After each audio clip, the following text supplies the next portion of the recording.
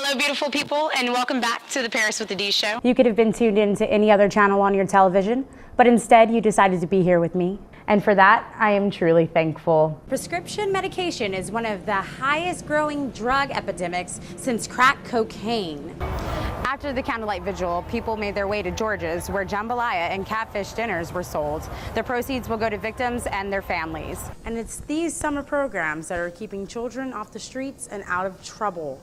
Mourners from all over Baton Rouge have come to pay their respects for the fallen officers. They have brought flowers, balloons, and even teddy bears. Funeral arrangements for the fallen officers will be held later on this week. In recent years, the fastest growing drug problem in the United States is prescription drug abuse.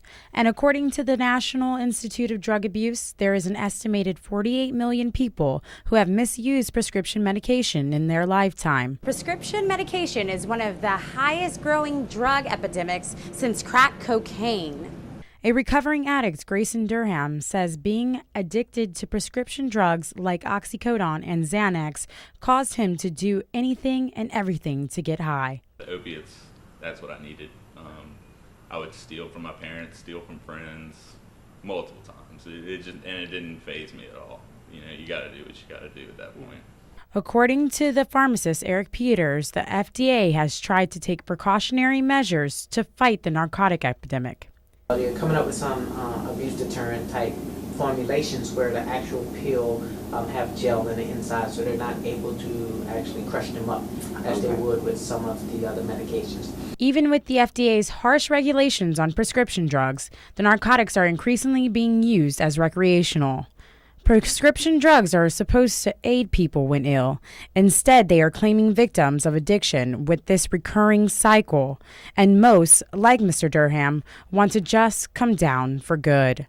Daris Schneider, WSU-TV News. In your heart of hearts, do you think your son committed suicide in the parish prison?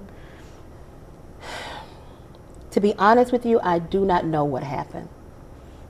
Okay. What I will say is that from what I know of Lamar and from what I know of the circumstances surrounding him being in that situation, there is no way in the world that he was distraught to the point of suicide.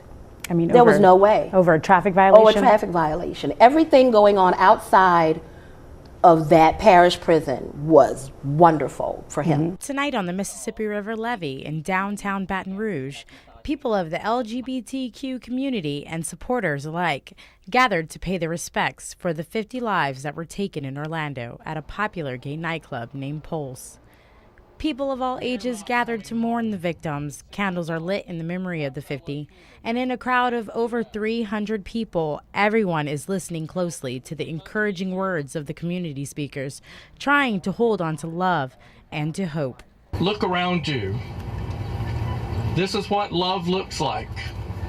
This is what unity looks like. As they keep the candles close, the crowd tries to grasp understanding, praying that this disaster is the last one.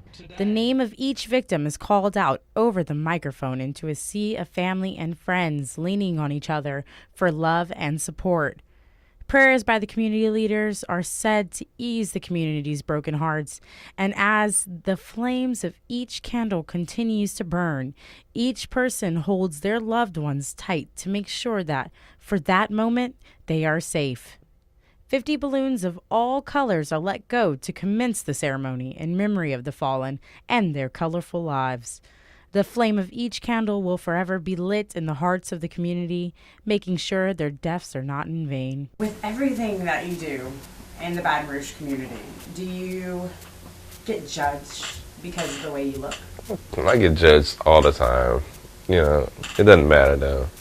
You know, it's just the way life is. You know what I'm saying? Like, no matter, you could do 1,000 good deeds, but as long as you do like one negative thing or something that somebody considers negative, then that's the way they look at you from there, you know. Monday night, following the violent attacks on Baton Rouge police officers, leaving 3 dead and 3 wounded, the broken city mourns together and prays for peace.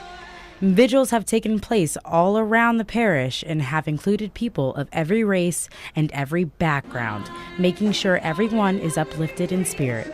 Pastor Ryan Alleman says that this is where the healing begins. You know, people are hurting no matter where you stand, no matter what you say is the problem, you're hurting.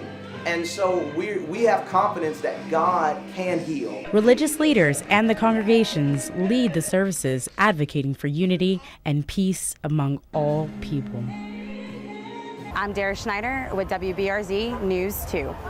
I'm Daris Schneider, WSU TV News. Next time, stay true. And until next time, stay true. Until next time, beautiful people, stay true.